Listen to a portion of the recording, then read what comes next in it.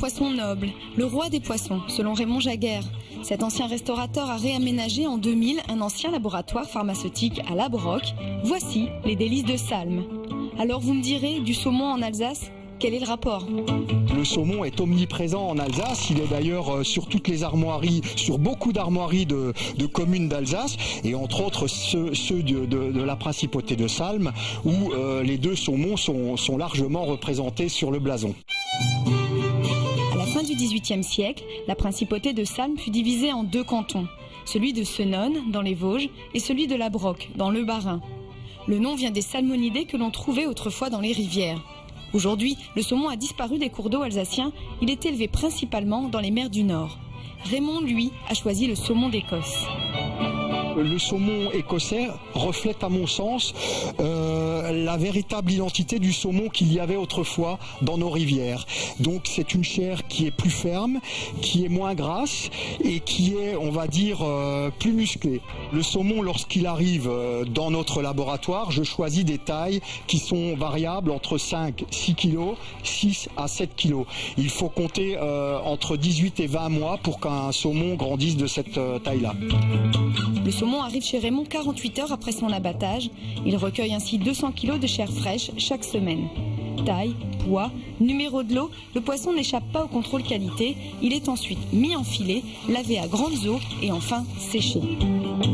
C'est un poisson qui est sec, un filet qui est sec. Nous allons le saler avec des recettes que nous utilisions autrefois lorsque ici dans la haute vallée de la Bruche, on salait nos jambons autrefois. On aspergeait de sel sec composé d'herbes et de baies naturelles et on massait les chairs justement pour faire pénétrer doucement le sel dans la chair.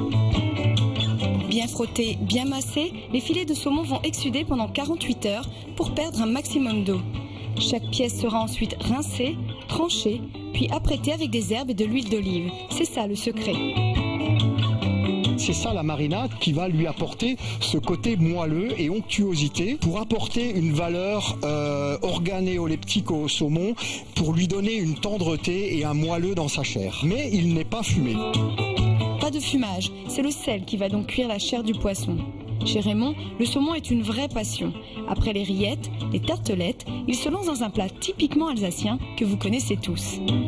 Je suis en train de vous composer une choucroute 100% saumon, où vous avez la choucroute bien entendu, le petit pavé de saumon rôti, et vous avez ici les deux petites knaques de saumon, voilà. On va rajouter une petite sauce juste autour, vous voyez, regardez, hop, voilà. Ah, mon grand rêve, c'est que je puisse un jour, voyez, mettre à l'assiette le saumon du Rhin, avec des knaques de saumon du Rhin, une choucroute alsacienne. Que demande le peuple, quoi? C'est que du pur bonheur, et là on serait vraiment dans l'identité pure alsacienne. Elles m'ont donné bien faim ces knaques de saumon. En me baladant près de la Bruche pour guetter le retour du poisson, j'ai croisé Paul. Il pêchait. En voilà une idée. Mes chers amis du terroir, vous savez ce que j'ai lu l'autre jour dans le journal? Qu'on a mis du saumon dans la rivière. Parce que j'avais lu aussi que la veille, il y avait un instituteur qui avait emmené ses élèves et ils ont mis des petits tacons. Un petit tacon, vous savez ce que c'est? C'est un petit saumon. Et bien moi, j'ai attendu que le petit tacon devienne grand et je vais le pêcher, moi, ce saumon. Et ensuite, je l'amènerai chez mon ami Raymond qui m'en fera une superbe marinade. Mais ça mord! Mais ça mord!